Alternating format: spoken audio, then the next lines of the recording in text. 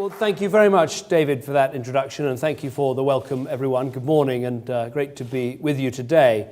In many ways, the two enterprises I've been with this morning sum up so much of what I want to say. Family Action has been demonstrating for decades how a more personal and emotional approach to helping families, helping parents, helping mums and dads can actually help to build the stronger society that we all want to see and can solve so many of the social problems and problems of entrenched poverty that I'll be discussing today. Eiselden, who are responsible for the building we're in today, a fantastic social enterprise, raising money commercially to spend it on the social purpose of helping young children, kids here in Islington, and an organisation that sums up what I've been talking about in terms of wanting a big society rather than a big state approach and helping to change lives as you do so. So thank you very much for all that you do. Thank you also for the parenting tips that I picked up this morning that with as my children about to enter their teenage years are going to be ever more necessary. Now, this government is all about security. It's that security that underpins our long-term economic plan. In a world of risks, we want to ensure the British economy and British families are secure. It's security that drives our defence policy and our strategy to combat extremism. In dangerous times, we know our first duty is to keep our country safe. And it's national and economic security that is front and centre of my mind as I try to negotiate a better deal for Britain in Europe. But security is also what drives the social reform that I want this government to undertake in my second term. Individuals and families who are in poverty, they crave security. For them, it's the most important value of all. But those who are struggling often have no security and no real chance of security. Now, the economy can't be secure if we spend billions of pounds on picking up the pieces of social failure. And our society can't be strong and cohesive as long as there are millions of people who feel locked out of it. So economic and social reform, they're not two separate agendas. They're intimately connected to one another. And that social reform begins, as I set out 3 months ago in Manchester, with an all-out assault on poverty. Today I want to explain how we can transform the life chances of the poorest in our country and offer every child who's had a difficult start the promise of a brighter future. Now, I think we should start by recognising the real achievements that have been made over many years in fighting poverty. We've seen huge progress over the past 50 years with rising living standards and big improvements in terms of people's incomes, their health, employment, education, and also a big improvement in child mortality rates. And of course, we've made progress in the last 5 years too. Since 2010 alone, the number of children growing up in workless households is at a record low, down by 480,000. And I often think that statistic says so much. 480,000 homes where suddenly a child has seen a mum or a dad going out to work. Think of the difference that that makes. And because we've got a strong economy, we can do more. But we know that despite the good news in our economy, there are still people left behind. And in particular, too many held back because of generational unemployment, addiction, or poor mental health. Now, of course, it isn't so much the dreadful material poverty that was so widespread in decades gone by, although let's be clear, some, of course, still exists. Today, it's more often the paucity of opportunity of those left behind that is the greatest problem. And in some of our country, people don't just get left behind, they start behind. They start well behind. Today in Britain, around 1 million children are growing up without the love of a dad. In Britain, a child born in a poor area will die an average of 9 years earlier than their peers. In Britain, there are more young black men in our prisons than there are studying at Russell Group universities. Now, these problems, they've been years in the making, and they will take time to tackle. But I'm convinced it doesn't have to be like this, and we can make a real difference. Now, in the spring, we'll publish our Life Chances strategy. We're going to set out a comprehensive plan to fight disadvantage and to extend opportunity. And today I want to set out the principles that are going to guide us. In doing so, I want to make a big argument, which is we'll only really make a real dent in this problem if we break free from all of the old, outdated thinking about poverty. And I want to explain how, by applying a more sophisticated and deeper understanding of what disadvantage means in Britain today, we can transform life chances. Now, the old thinking on fighting poverty, what I would call 20th century thinking, still dominates a lot of the political debate in Britain today. And there are sort of two schools of thought that have traditionally defined our approach. The first is the more leftist, statist view, built around increased welfare provision and more government intervention. Now, I'm not against state intervention. After all, I'm the Prime Minister who started the Troubled Families Programme, perhaps the most intensive form of state intervention that we've seen in recent years. And I support the welfare state. I believe the creation of those vital safety nets was one of the outstanding achievements of post-war Britain. But we know too that this approach has real limitations, and I think these have become badly exposed in recent years. The fixation on welfare, the state writing a cheque to push people's income just above the poverty line, this treated the symptoms, not the causes of poverty, and over time it trapped some people in dependency. Frankly, it was built around a slightly patronising view that people in poverty need simply to be pitied and managed instead of actually helped to break free. Now, the second approach is the more free market one, the idea that a rising tide will lift all boats. Now, I believe the free market has been by far the best tool ever invented for generating prosperity and improving living standards. And actually applying its principles of more choice and competition to our public services has, I believe, disproportionately helped the most disadvantaged. But some people get left behind as the market transforms our economy and the rest of society with it.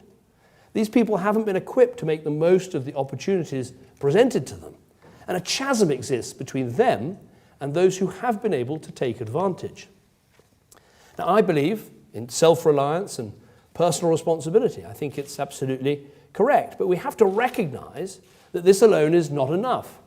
When it comes to people and poverty, a rising tide doesn't lift all boats. So if we want to transform life chances, we've got to go much, much deeper. So it's clear to me the returns from pursuing these two old approaches to poverty, they aren't just diminishing, in some cases they're disappearing in our modern world. And we need to understand precisely why. Well, I think it's this. Both approaches had one thing in common. They focused on the economics and ignored the social. They missed that human dimension to poverty, the social causes, the reasons people can get stuck and become isolated.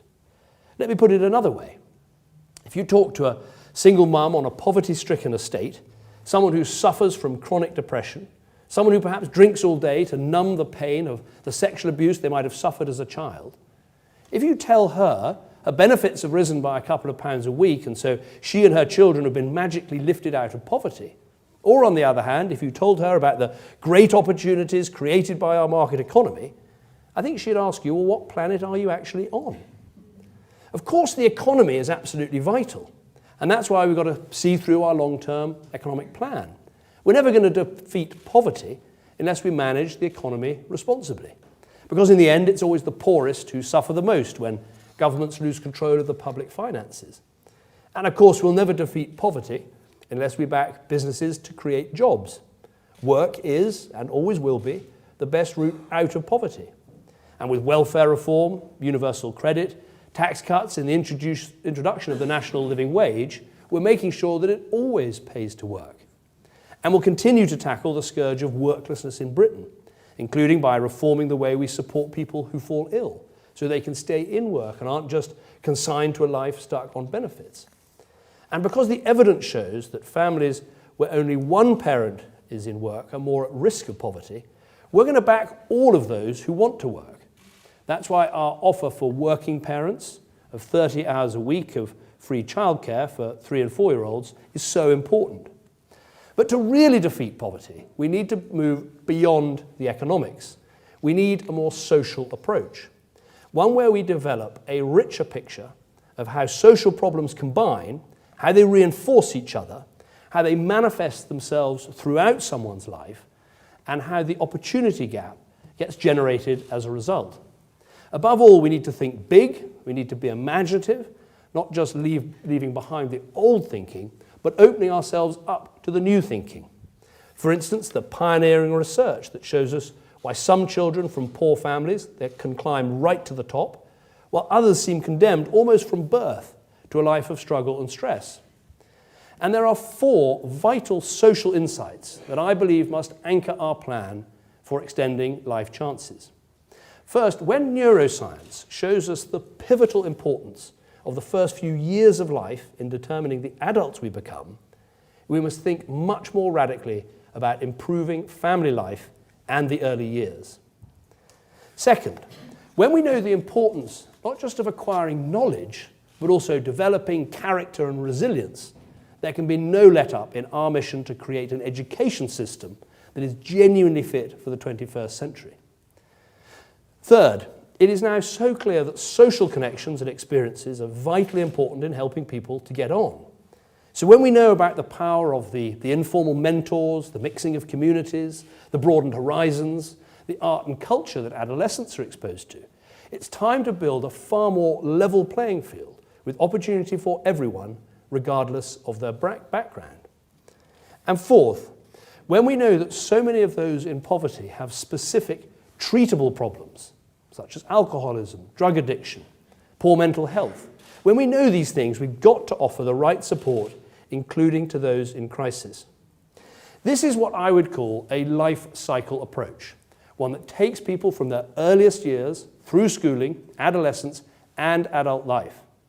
And I believe that if we take the right action in each of these 4 areas, combined with all we're doing to bring our economy back to health, we can make a significant impact on poverty and on disadvantage in our country.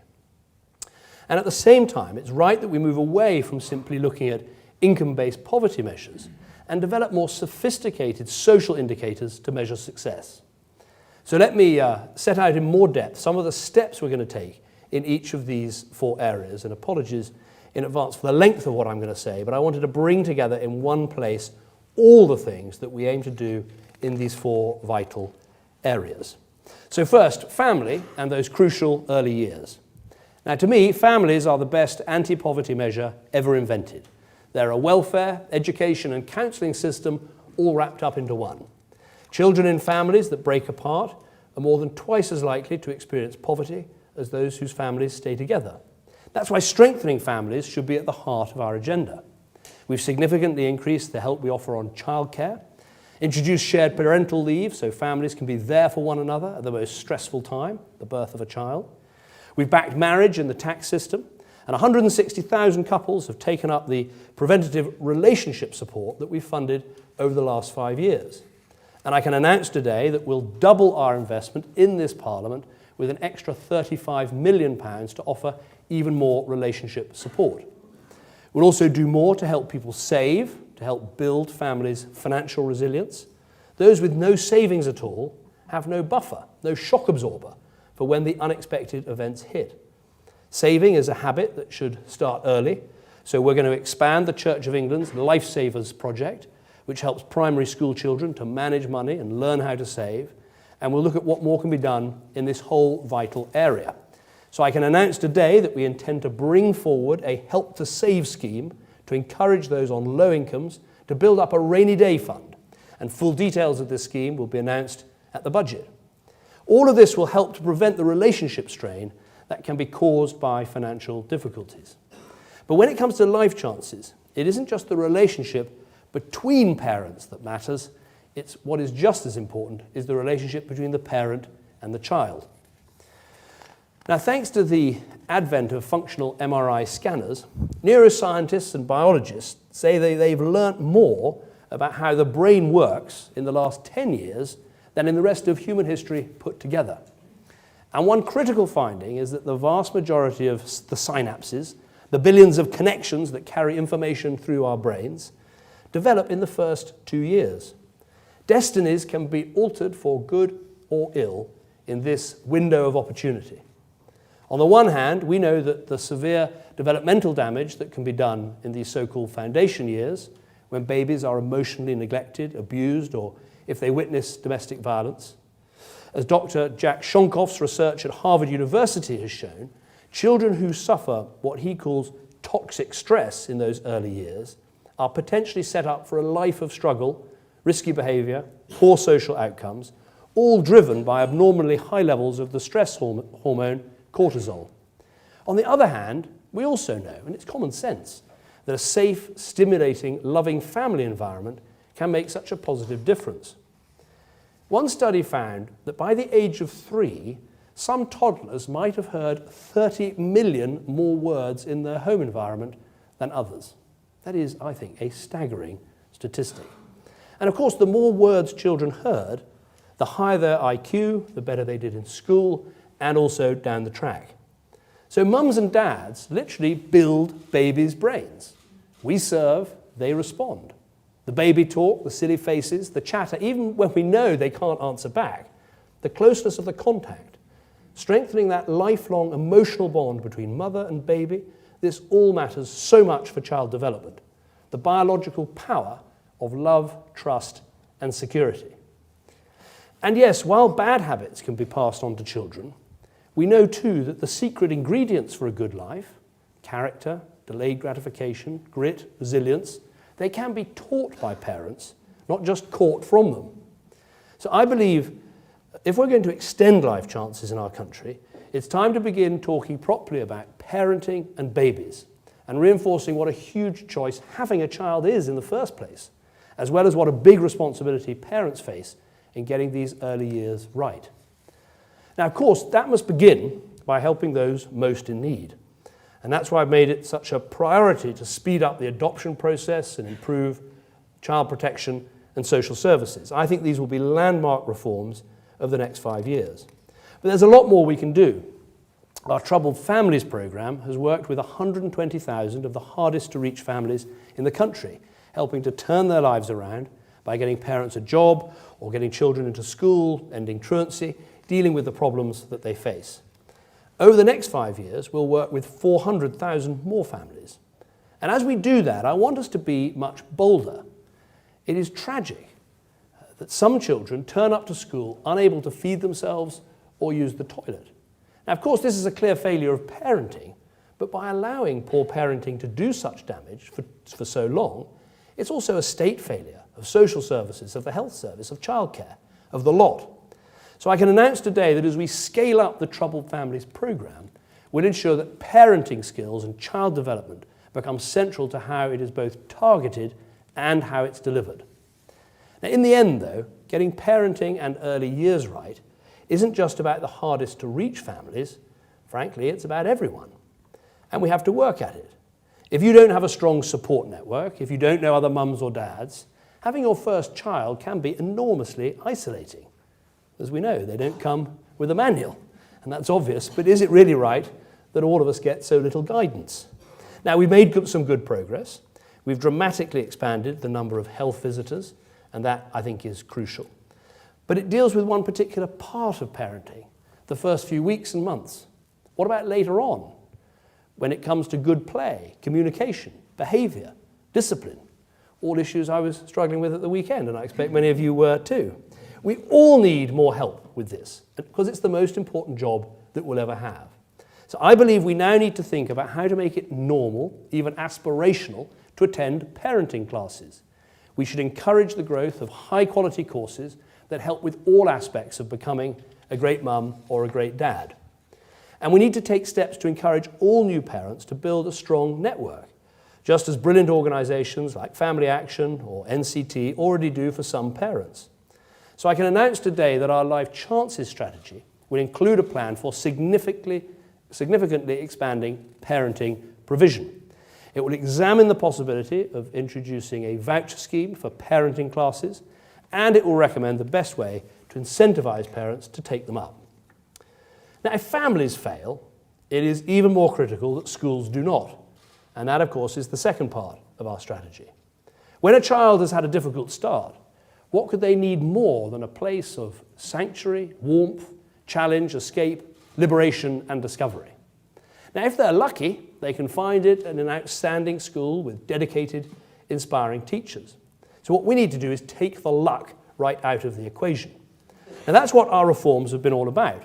bringing the best schools to some of our most deprived neighbourhoods, as well as bringing real rigour, like phonics, back into the classroom. I remember the battle we had to get phonics taken up, and it reached something of an apogee and success for me when, picking up my 5-year-old from school, I was actually told by my teacher, do more phonics practice at half term. And I thought, yes, this reform now is fully embedded in our country.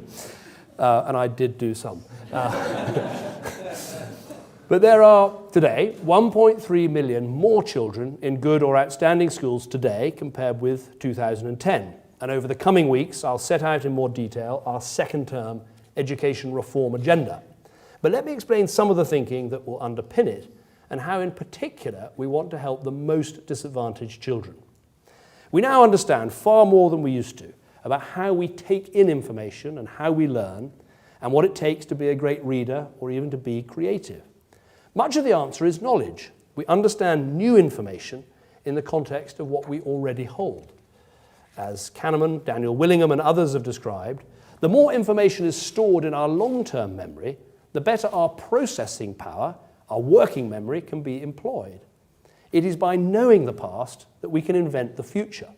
That is why it's so absurd to call a knowledge-based curriculum traditional. It is utterly cutting edge because it takes real notice of the great advances in our understanding of the last few decades. Dismissing knowledge is frankly dismissing the life chances of our children. And frankly, that is exactly what people like the General Secretary of the NUT are doing when they say, as she did last weekend, that children don't need to learn their times tables because they can use their phone instead. That is utterly the wrong thinking. All the things that knowledge helps infuse, innovation, creativity, problem solving, those are the qualities that our employers want. And that is why the EBAC, which puts the core subjects of English, maths, science, history and geography at the centre of what students learn, is actually not just the right curriculum, it is a massive move for social justice in our country. It will give the vast majority of children, not just the wealthy, the education that gives them the opportunity for great jobs. And we also understand something else. Character, persistence is core to success. As Carol Dweck has shown in her work at Stanford, no matter how clever you are, if you don't believe in continued hard work and concentration, and if you don't believe that you can return from failure, you will not fulfill your potential. It is, if you like, what the Tiger Mother's battle hymn is all about. Work, try hard, believe you can succeed, get up and try again. It is, if you like, the precise opposite of an all-must-have prizes culture that permeated our schools under the last government and for so long. Put simply, children thrive on high expectations. It's how they grow in school and beyond.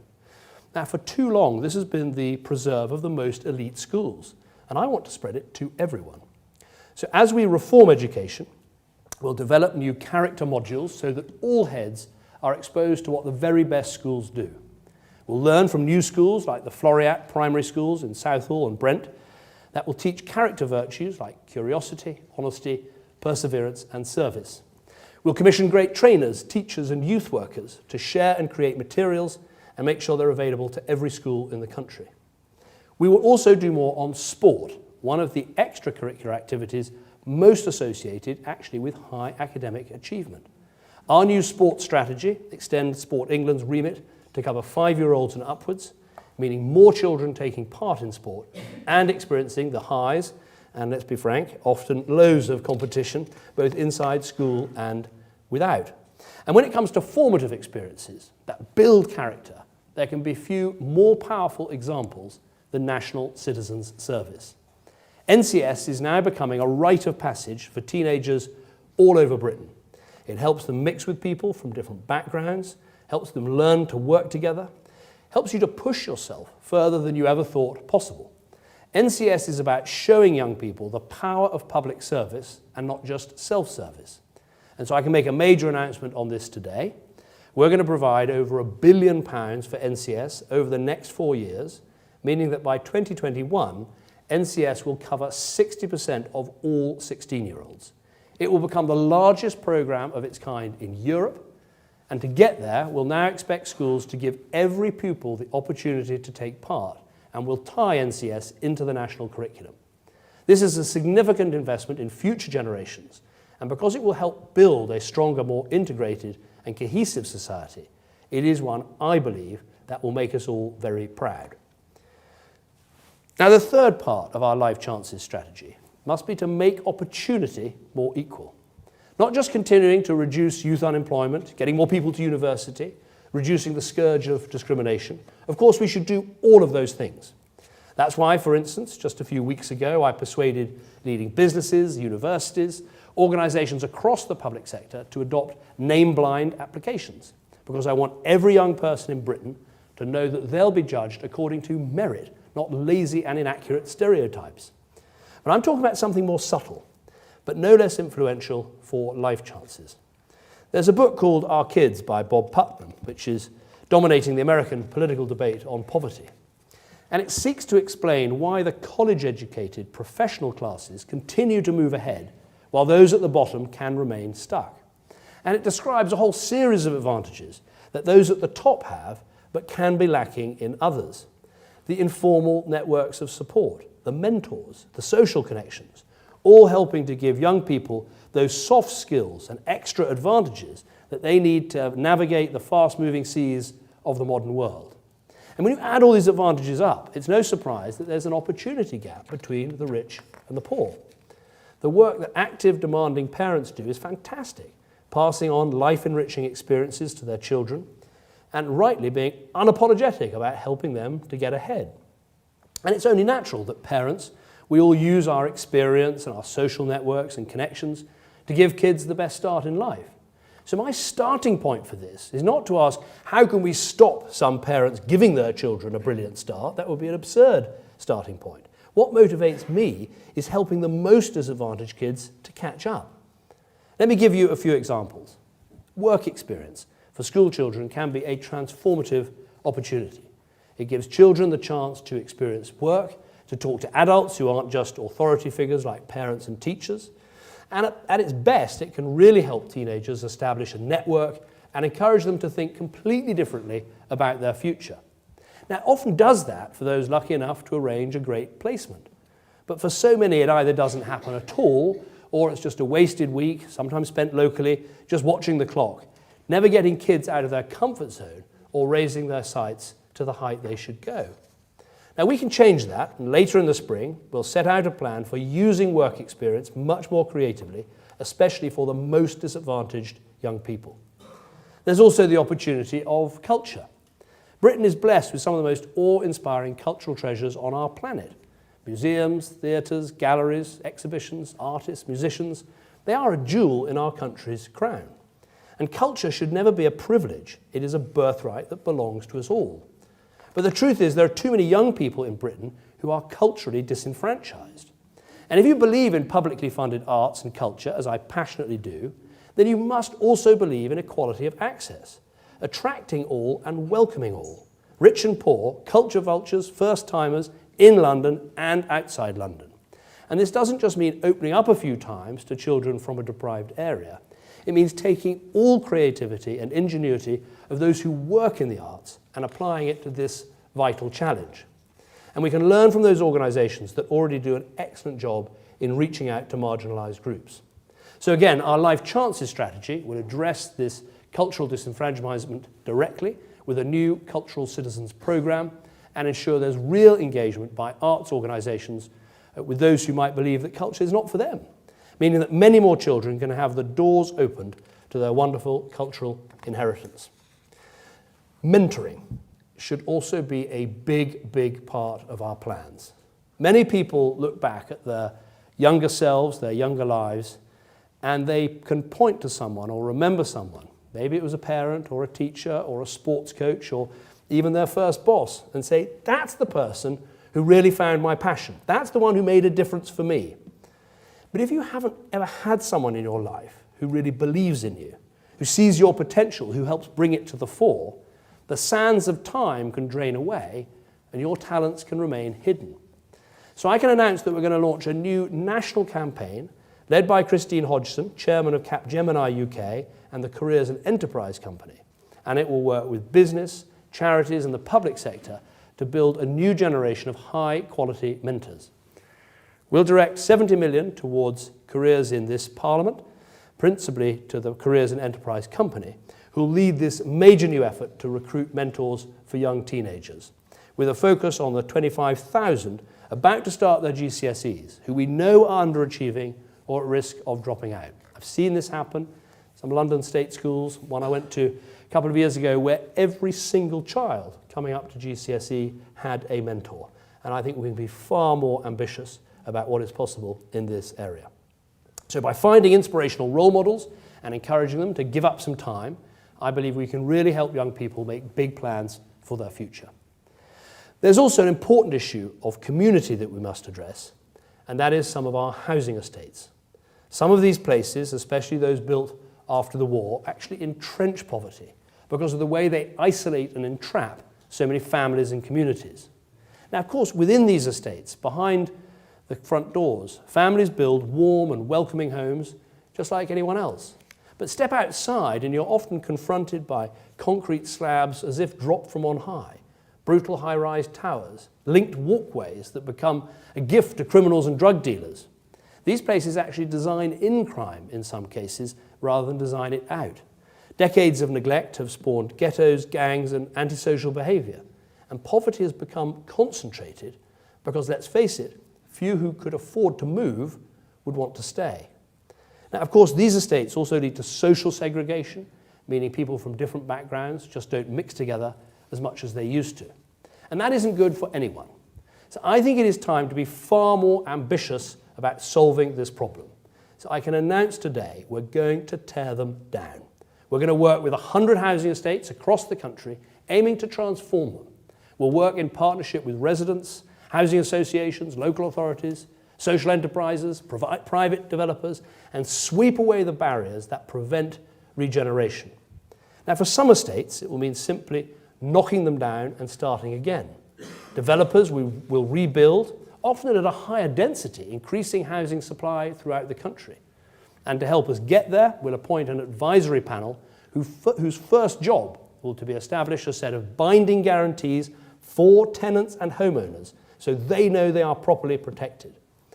With massive estate regeneration, tenants protected, land unlocked for new housing all over Britain, I believe we can truly consign the term sink estate to history. Now, the final part of our plan must be to get the right treatment and support to those who are in crisis. Some people with mental health problems today are almost guaranteed to live a life in poverty. And the number of people who suffer from poor mental health is much larger than many think. 1 in 5 new mothers develop a mental health problem around the time of the birth of their child. Up to 1 in 4 of us will have a problem, perhaps a form of depression or anxiety this year alone. There is the terrible fact that suicide has become the leading cause of death for men under 50. And the challenge is that all too often people are just left to get to crisis point, either because the health service simply can't cope, or because they're worried about admitting to have a problem in the first place. So we've got to get this right. Mental illness isn't contagious. There's nothing to be frightened of. As a country, we need to be far more mature about this. Less hushed tones, less whispering, more frank and open discussion. We need to take away that shame, that embarrassment. Let people know that they're not in this alone, and that when the clouds descend, they don't have to suffer silently.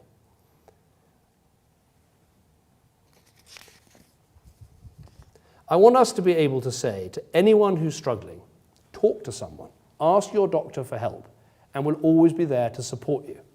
But that support has to be there. And that obviously poses a big challenge for government in terms of services and treatment. We have to be equal to it. So that's why last March we announced an unprecedented 1.25 billion investment in mental health treatment for children and young people. And this is already improving talking therapy services for children across the country. Although if someone can come up with a better name than IAPT, please do. It is one of the least memorable acronyms in government. But it is one of the most important programs that we've put forward. So we're going to use that money to intervene much earlier with those suffering from poor mental health so we can stop problems escalating. And I can announce today a 290 million investment by 2020, which will mean that at least 30,000 more women each year will have access to evidence-based specialist mental health care during or after pregnancy. But crisis doesn't hit at convenient times, but people with mental health problems are 3 times more likely to turn up at A&E than those without. So today I can commit a further £250 million to deliver 24/7 psychiatric liaison services in A&E departments, ensuring that people with mental health receive assessment and treatment, whatever the reason for their attendance at A&E. This is happening at the best hospitals. We want it to happen much, much more in future. We'll also invest £400 million to enable teams across the country to deliver 24/7 treatment in communities and homes as a safe and effective alternative to hospitals. We'll deliver a guarantee that more than half of patients with psychosis, the most serious cases, will be treated within 2 weeks. And for teenagers suffering from eating disorders like anorexia, we're introducing the first ever waiting time standards so that more people can get help within a month of being referred or within a week for urgent cases.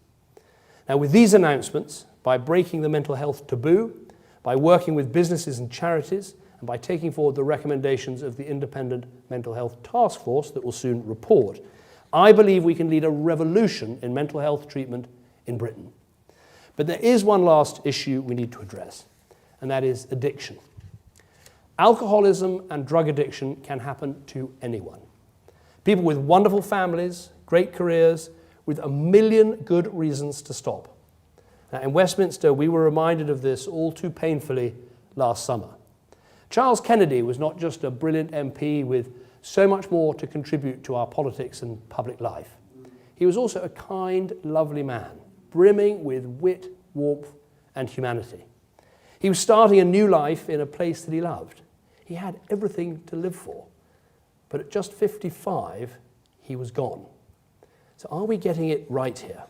Are we looking after each other as we should? I really don't think that we are. And let's be honest, when we hear those words, drug addict or alcoholic, there is still such a stigma that comes attached. Still a view that addiction is simply a question of will, a sense that it's simply about self-control, a feeling that somehow it's shameful if we have to admit to having a problem. We see it as weakness, and it isn't. Seeking help is strength. Now, let me be clear. I believe profoundly in personal responsibility. Personal responsibility means facing up to problems and seeking treatment and doing everything you can to get back on the right track. And we should always emphasize that. And we should never make excuses for addicts' behavior, especially when they commit crime to support a habit or if they hurt those around them. But when we know more, as we do now, about how addiction works, how it changes your brain structure, how some people are genetically more susceptible, how stress and depression can make you more likely to develop a problem, we can understand why this is so difficult. We've got to start treating people with the compassion that we would want to receive if it was one of our own family who had fallen into this difficulty. And that's why we've already changed our approach so that recovery, rather than maintenance, is now the key goal of drug treatment.